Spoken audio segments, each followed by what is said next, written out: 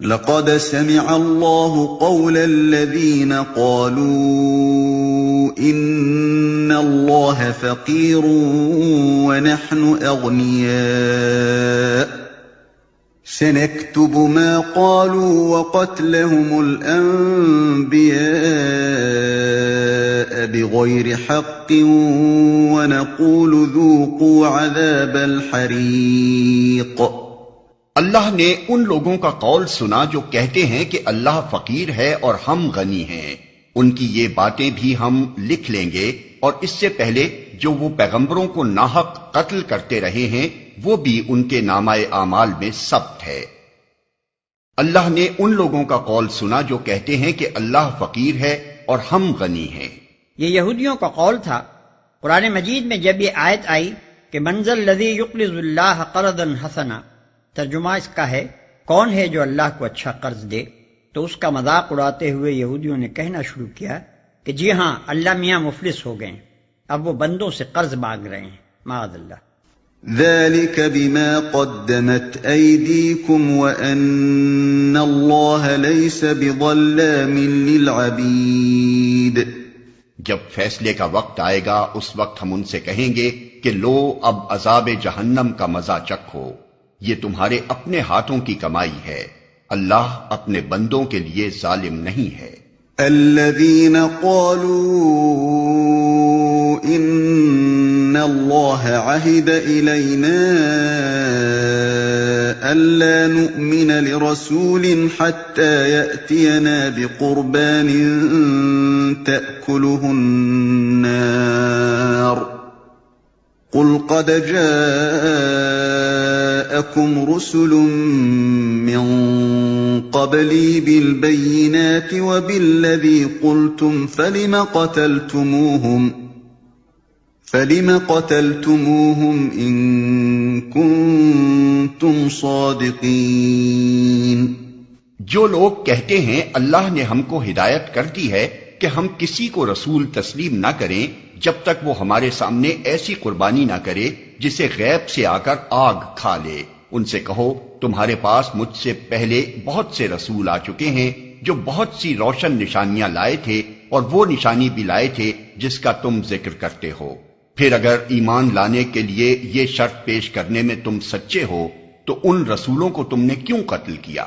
Bible میں متعدد مقامات پر یہ ذکر آیا ہے کہ خدا کے ہاں کسی قربانی کے مقبول ہونے کی علامت یہ تھی کہ غیب سے ایک آگ نمودار ہو کر اسے بھسم کر دیتی تھی۔ قضات باب 6 آیت 20 اور 21، باب 13 آیت 19 اور 20۔ نیز یہ ذکر بھی بائبل میں آتا ہے کہ بعض مواقع پر کوئی نبی سوختنی قربانی کرتا تھا اور ایک غیبی آگ آ کر اسے کھا لیتی تھی۔ اخبار باب 9 آیت 24، تواریخ باب 7 آیت 1 اور 2۔ لیکن یہ کسی جگہ بھی نہیں لکھا کہ اس طرح کی قربانی نبوت کی کوئی ضروری علامت ہے، یا یہ کہ جس شخص کو یہ معجزہ نہ دیا گیا ہو وہ ہرگز نبی نہیں ہو سکتا۔ یہ محض ایک من گھڑت بہانہ تھا جو یہودیوں نے محمد صلی اللہ علیہ وسلم کی نبوت کا انکار کرنے کے لیے تصنیف کر لیا تھا۔ لیکن اس سے بھی بڑھ کر ان کی حق دشمنی کا ثبوت یہ تھا کہ خود انبیاء بنی اسرائیل میں سے بعض نبی ایسے گزرے ہیں جنہوں نے آتشی قربانی کا یہ معجزہ پیش کیا اور پھر بھی یہ جرائم پیشہ لوگ ان کے قتل سے باز نہ رہے۔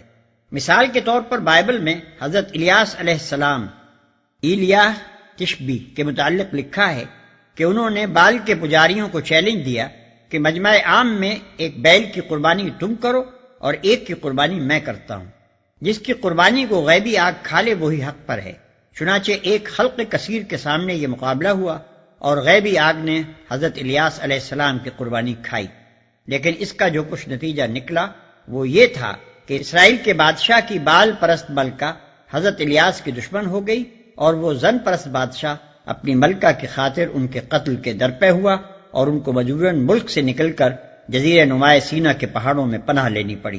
سلاطین باب 18 و 19۔ اسی بنا پر ارشاد ہوا ہے کہ حق کے دشمنوں تم کس منہ سے آتشی قربانی کا معجزہ مانگتے ہو؟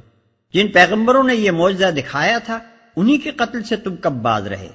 فَإِن كَذَّبُوكَ فَقَدْ كُذِّبَ رُسُلٌ مِّن قَبْلِكَ جَاءُوا بِالْبَيِّنَاتِ وَالزُّبُرِ وَالْكِتَابِ الْمُنِيرِ۔ اب اے محمد، اگر یہ لوگ تمہیں جھٹلاتے ہیں تو بہت سے رسول تم سے پہلے جھٹلائے جا چکے ہیں جو کھلی کھلی نشانیاں اور صحیفے اور روشنی بخشنے والی کتابیں لائے تھے۔ كُلُّ نَفْسٍ ذَائِقَةُ الْمَوْتِ وَإِنَّمَا تُوَفَّوْنَ أُجُورَكُمْ يَوْمَ الْقِيَامَةِ فَمَن زُحْزِحَ عَنِ النَّارِ وَأُدْخِلَ الْجَنَّةَ فَقَدْ فَازَ وَمَا الْحَيَاةُ الدُّنْيَا إِلَّا مَتَاعُ الْغُرُورِ۔ آخر کار ہر شخص کو مرنا ہے اور تم سب اپنے اپنے پورے اجر قیامت کے روز پانے والے ہو۔ کامیاب دراصل وہ ہے جو وہاں آتش دوزخ سے بچ جائے اور جنت میں داخل کر دیا جائے۔ رہی یہ دنیا تو یہ محض ایک ظاہر فریب چیز ہے۔ یعنی اس دنیا کی زندگی میں جو نتائج رونما ہوتے ہیں انہی کو اگر کوئی شخص اصلی اور آخری نتائج سمجھ بیٹھے اور انہی پر حق و باطل اور فلاح و خسران کے فیصلے کا مدار رکھے تو در حقیقت وہ سخت دھوکے میں مبتلا ہو جائے گا۔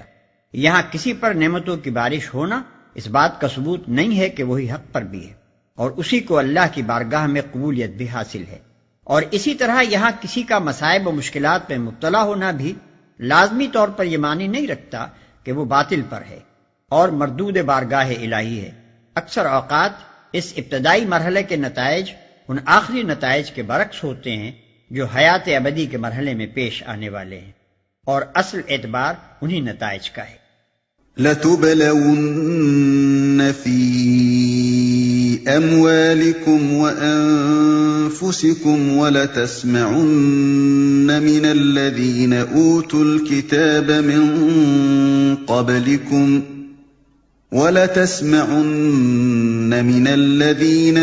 الْكِتَابَ مِنْ قَبْلِكُمْ وَمِنَ الَّذِينَ أَشْرَكُوا أَذًى كَثِيرًا وَإِن تَصْبِرُوا وَتَتَّقُوا فَإِنَّ ذَلِكَ مِنْ عَزْمِ الْأُمُورِ۔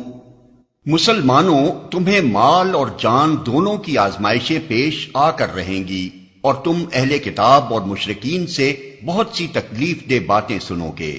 اگر ان سب حالات میں تم صبر اور خدا ترسی کی روش پر قائم رہو تو یہ بڑے حوصلے کا کام ہے۔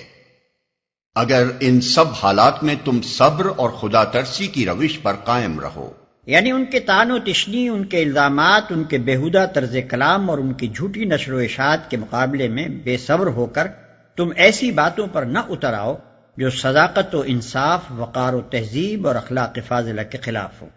وَإِذْ أَخَذَ اللَّهُ مِيثَاقَ الَّذِينَ أُوتُوا الْكِتَابَ لَتُبَيِّنُنَّهُ لِلنَّاسِ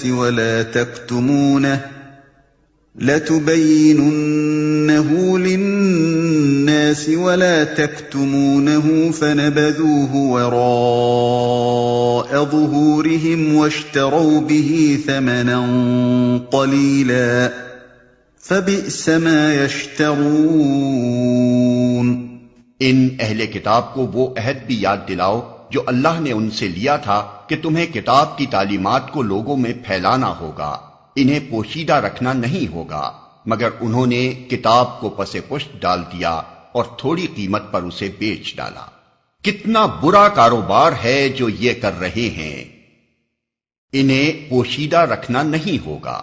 یعنی انہیں یہ تو یاد رہ گیا کہ بعض پیغمبروں کو آگ میں جلنے والی قربانی بطور نشان کے دی گئی تھی، مگر یہ یاد نہ رہا کہ اللہ نے اپنی کتاب ان کے سپرد کرتے وقت ان سے کیا عہد لیا تھا اور کس خدمت عظمیٰ کی ذمہ داری ان پر ڈالی تھی۔ یہاں جس عہد کا ذکر کیا گیا ہے اس کا ذکر جگہ جگہ بائبل میں آتا ہے، خصوصاً کتاب استثناء میں حضرت موسیٰ علیہ السلام کی جو آخری تقریر نقل کی گئی ہے اس میں تو وہ بار بار بنی اسرائیل سے عہد لیتے ہیں کہ جو احکام میں نے تم کو پہنچائے ہیں انہیں اپنے دل پر نقش کرنا، اپنی آئندہ نسلوں کو سکھانا، گھر بیٹھے اور راہ چلتے اور لیٹتے اور اٹھتے ہر وقت ان کا چرچا کرنا، اپنے گھر کی چوکھٹوں پر اور اپنے پھاٹکوں پر ان کو لکھ دینا۔ باب 6 آیت 4 اور 9۔ پھر اپنی آخری وصیت میں انہوں نے تاکید کی کہ فلسطین کی سرحد میں داخل ہونے کے بعد پہلا کام یہ کرنا کہ کوہ ایبال پر بڑے بڑے پتھر نصب کر کے تورات کے احکام ان پر کندہ کر دینا۔ باب 27 آیت 2 اور 4۔ نیز بنی لادی کو تورات کا ایک نسخہ دے کر ہدایت فرمائی کہ ہر 7ویں برس عید خیام کے موقع پر قوم کے مردوں، عورتوں، بچوں سب کو جگہ جگہ جمع کر کے یہ پوری کتاب لفظ بلفظ ان کو سناتے رہنا۔ لیکن اس پر بھی کتاب اللہ سے بنی اسرائیل کی غفلت رفتہ رفتہ یہاں تک بڑھی کہ حضرت موسیٰ علیہ السلام کے 700 برس بعد ہیکل سلیمانی کے سجادہ نشین اور یروشلم کے یہودی فرمانروا تک کو یہ معلوم نہ تھا کہ ان کے ہاں تورات نامی بھی کوئی کتاب موجود ہے۔ سلاطین باب 22 آیت 8 اور 13۔ لا تحسبن الذين يفرحون بما أتوا ويحبون أن يحمدوا بما لم يفعلوا فلا تحسبنهم بمفازة من العذاب ولهم عذاب أليم۔ تم ان لوگوں کو عذاب سے محفوظ نہ سمجھو جو اپنے کرتوتوں پر خوش ہیں اور چاہتے ہیں کہ ایسے کاموں کی تعریف انہیں حاصل ہو جو فی الواقع انہوں نے نہیں کیے ہیں۔ حقیقت میں ان کے لیے دردناک سزا تیار ہے۔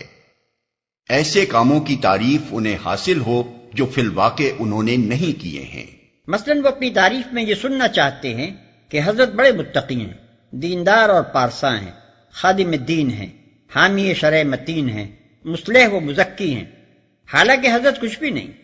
یا اپنے حق میں یہ ڈنڈورا پٹوانا چاہتے ہیں کہ فلاں صاحب بڑے ایثار پیشہ اور مخلص اور دیانتدار رہنما ہیں اور انہوں نے ملت کی بڑی خدمت کی ہے، حالانکہ معاملہ بالکل برعکس ہے۔